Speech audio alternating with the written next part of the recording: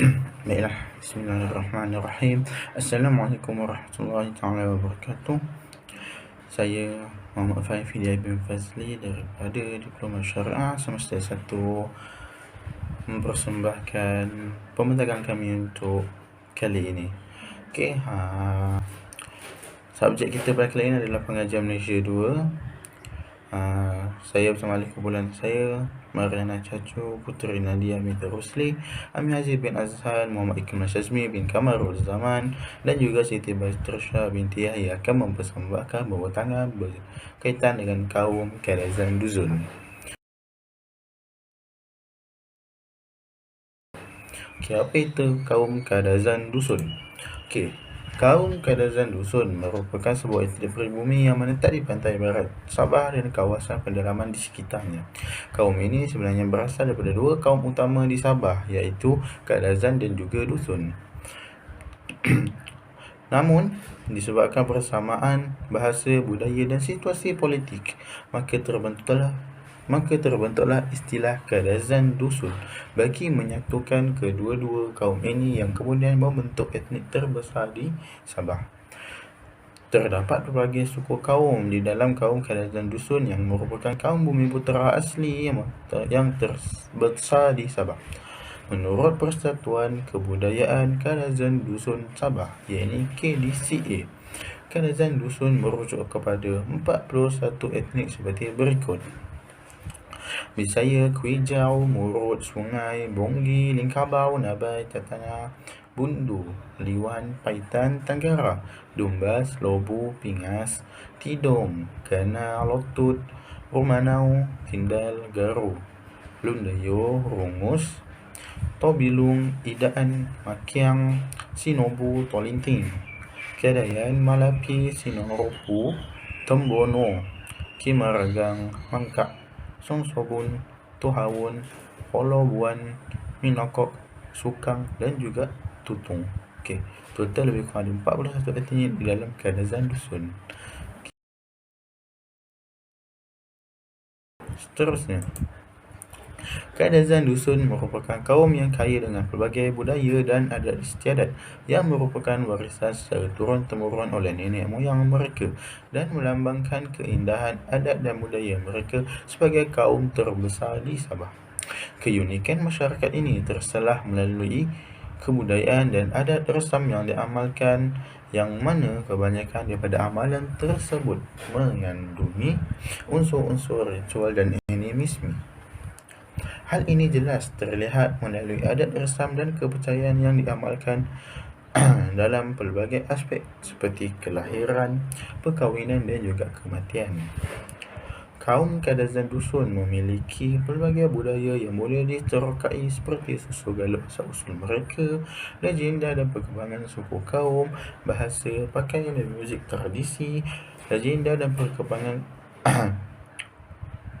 legenda dan kisah mitos mereka, kemudian corak kehidupan masyarakat, tarian tradisional dan juga kemuncak bagi pemartabasan warisan budaya Kadazan Dusun ialah perayaan pesta keamatan yang diadakan pada setiap tahun. Dalam aspek asal-usul, legenda dan perkembangan suku kaum Kadazan Dusun menjelaskan tentang kelahiran kaum ini, dan legenda kelahirannya bermula daripada Nunuk Ragam sehinggalah kepada perkembangan dan penyebaran suku kaum ini ke seluruh pelosok negeri Sabah yang telah mempengaruhi sosial budaya mereka mengikut arus pemodenan tempat, kemajuan teknologi dan juga kepesatan pembangunan yang serba sedikit telah mengubah corak kehidupan mereka. Seperti yang kita ketahui, terdapat lebih kurang daripada 40 etnik yang termasuk di dalam suku kaum Kadazan Dusun. Okey, sekian daripada saya. Terima kasih. Assalamualaikum warahmatullahi wabarakatuh. Nama saya Puteri Nadia binti Rusli. Saya berkelas Syariah Islamiyah. Saya ingin membentangkan tajuk tentang sejarah kaum Kadazan Dusun. Kaum Kadazan Dusun merupakan nama kaum Bumiputera asli yang terbesar di Sabah. Salah satu teori mengatakan kaum ini asalnya dari suku Bunun di Taiwan. Kaum etnik Kadazan Dusun ini menggunakan pelbagai bahasa dan dialek dengan pelbagai kebudayaan dan adat Islam tradisional. Terdapat 27 suku di dalamnya. Antaranya ialah Dusun Iwan, Dusun Tundal, Dusun Pahu, Dusun Latut, Bagahap, Dusun Labuk, Dusun Kimaragang, Tagahas, Tagara, Dusun Ranggus, Orang Sungai, Kuijau, Tambuanu dan sebagainya. Pada mulanya, Tun Puat Stephen Higuan Seo, pemimpin agung pertama Kadazan, mencadangkan istilah Kadazan digunakan bagi menyatukan 14 suku kaum yang berkongsi kumpulan bahasa bagi memberikan mereka suara yang lebih besar. Ini dipersetujui oleh ramai, tetapi sesetengah orang dusun mahukan autonomi lebih besar. Dengan itu, istilah Kadazan Dusun dipilih sebagai tolak ansur. Kumpulan etnik yang terbesar adalah suku kaum Dusun yang merupakan 1/3 dari penduduk Sabah. Suku kaum Dusun yang tinggal di pantai barat seperti Penampang, Papar, Tuaran Kiulu, Tamparuli, Tenghilan, Kota Belud dan juga di Lembah Bukit di Ranau. Tambunan dan Keninggala adalah petani tradisional yang menanam padi sawah dan huma. Setengah dari mereka memburu serta menangkap ikan sungai. Mereka kebanyakan bertempat di sekeliling kawasan lembah pantai barat dan kawasan pendalaman. Lazimnya, masyarakat daripada sumber tani yang disebut di atas adalah berasal mendiami daripada kawasan-kawasan daerah tertentu, umpamanya Kimaragan di daerah Kota Merudu, Lotet di daerah Tuaran, Orang Sungai di daerah Kinabatangan, Sungut Paitan dan Pitas. Kebanyakan orang Kadazan Dusun menganuti agama Kristian. Bagi orang sungai yang tinggal di daerah Pitas, mereka menganut agama Islam. Manakala daerah-daerah lain seperti Kinabatangan, Tanggut dan Paitan, orang sungai beragama Islam dan Kristian. Masyarakat Lotet Sung Lotet turut mendiami kawasan pantai barat selatan negeri Sabah, terutamanya Tuaran, Tamparuli, Telipuk dan sedikit di Kota Belud, Tempasuk. Mereka hidup secara kolektif dengan mendiami rumah panjang yang mengumpulkan beberapa keluarga, iaitu antara 150 hingga 200 orang. Walau bagaimanapun, pada masa kini, rumah panjang jarang dilihat dalam etnik ini. Kebanyakan telah mengalami pembangunan fizikal dan mental. Istilah Kadazan Dusun ini wujud dari hasil penggabungan etnik Kadazan dan Dusun serta beberapa etnik kecil lain. Penggabungan ini adalah akibat pertelingkahan politik. Lagipun, perbezaan antara kaum Kadazan dan Dusun tidaklah begitu berbeza dan kasar. Beza antara bahasa Kadazan dan Dusun ialah seperti bahasa Malaysia dan bahasa Indonesia.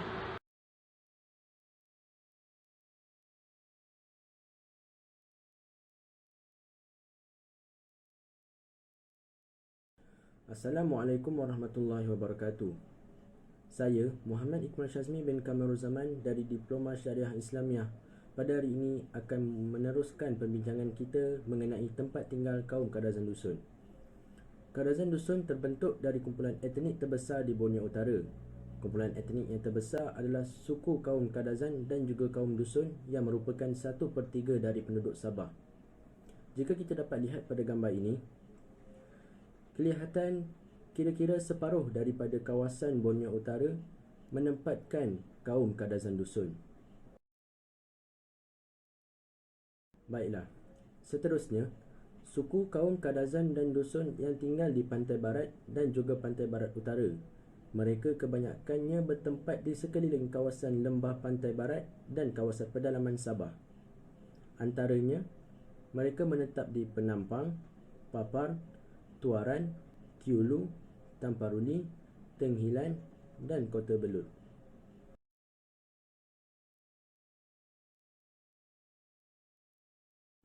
Baiklah, berikut merupakan beberapa gambaran yang menunjukkan kawasan dan tempat tinggal bagi kaum Kadazan Dusun. Assalamualaikum warahmatullahi wabarakatuh. Saya Siti Nobatisha binti Yahya daripada Diploma Syariah Islamiah KSD 210501028, dan pada hari ini saya akan menerangkan tentang tema 1 yang bertajuk Makanan Tradisional Kaum Kadazan Dusun. Makanan kaum Kadazan Dusun merupakan identiti dan penggelangan bagi kaum Kadazan Dusun. Masyarakat Kadazan Dusun juga memiliki pelbagai hidangan yang unik. Hidangan-hidangan ini biasanya banyak disediakan di musim perayaan seperti Pesta Keamatan yang dirayakan setiap tahun iaitu 30 dan 31 Mei. Selain itu, pada hari perayaan suku kaum Kadazan Dusun yang tinggal di kampung masih mengamalkan cara masakan atau hidangan secara tradisional ini secara harian. Selain itu juga, ia menjadi hidangan istimewa bagi acara istimewa seperti perkahwinan dan majlis lain yang diadakan oleh suku kaum Kadazan Dusun. Kaum Kadazan Dusun juga menjadikan makanan tradisi ini terdiri daripada pelbagai jenis kerana keadaan semula jadi bentuk muka buminya yang banyak mengekalkan dan membekalkan sumber pencarian makanan. Antaranya makanan tradisional tersebut yang terkenal di kalangan kaum Kadazan Dusun ialah hinaba, nonsam,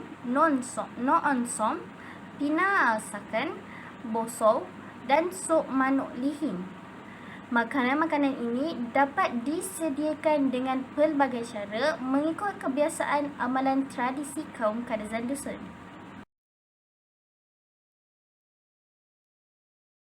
Seterusnya, makanan Kadazan kontemporari dipengaruhi oleh hidangan turun-temurun dan hidangan Cina. Dengan pengubahsuaian yang unik dan nuansana serta penggunaan tertentu barang makanan yang didapati di sini, terutamanya pucuk-pucuk rebung, sagu dan air ikan tawar. Pinasakan adalah salah satu hidangan Kadazan yang paling popular yang pada asasnya adalah satu bentuk ikan air tawar jeruk.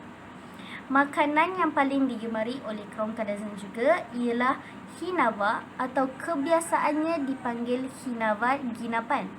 Malah ianya juga merupakan makan istimewa buat mereka semasa takadun keamatan.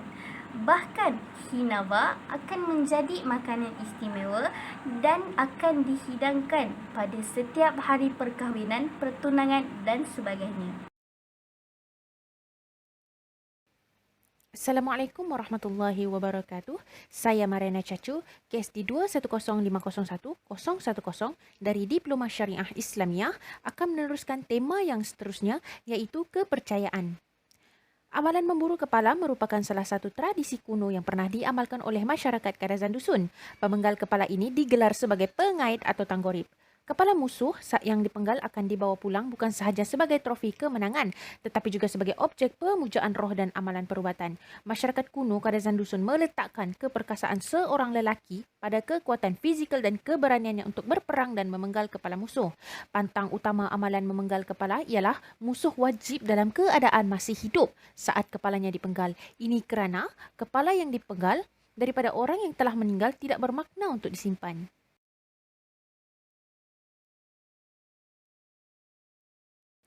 Terdapat 5 faktor utama yang membentuk objektif pemenggalan kepala dilakukan. Yang pertama, bagi situasi perang besar. Kepala pihak musuh dipenggal untuk tujuan membuktikan kekuatan pahlawan dan puak. Yang kedua, bagi situasi perang kecil atau perang keluarga, kepala pihak musuh dan keluarga dipenggal dengan tujuan menghapuskan keluarga musuh secara total. Yang ketiga, bagi tujuan memperkasakan kelelakian seorang lelaki, wajib memenggal kepala untuk menjadi lelaki perkasa kalau tidak mahu dianggap sebagai pengecut. Yang keempat, bagi tujuan menjadi ketua kampung, lelaki wajib memperoleh sekurang-kurangnya 10 kepala musuh bagi memperoleh kehormatan daripada puaknya. Dan yang terakhir, bagi tujuan memperkasakan kegagahan seorang pahlawan. Masyarakat dahulu percaya bahawa kekuatan dan semangat musuh akan diperoleh oleh pahlawan yang memenggal kepalanya.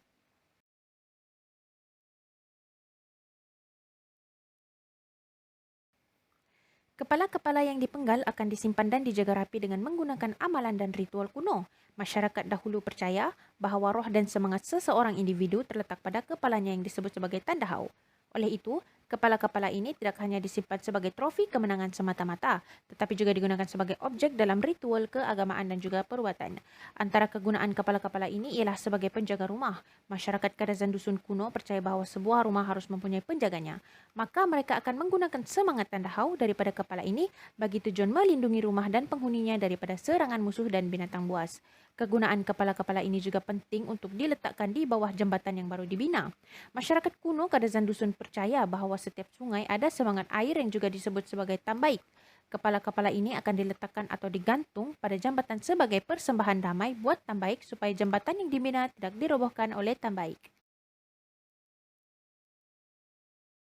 Assalamualaikum dan selamat sejahtera kepada Cik Aina Afiqah binti Kasim.